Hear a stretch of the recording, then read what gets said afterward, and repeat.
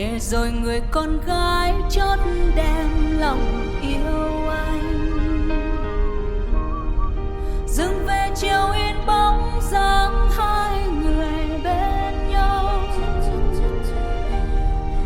Em đưa anh qua núi, đêm đêm anh nghe em đàn. Năm tháng đi qua êm ấm trong căn nhà nhỏ chênh vênh.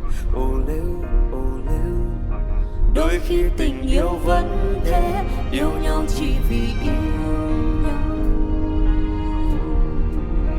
Ngày cô ấy đi theo nơi phồn hoa, chàng trai bơ vơ từ xa trong tim hụt hẫng như mất một thứ.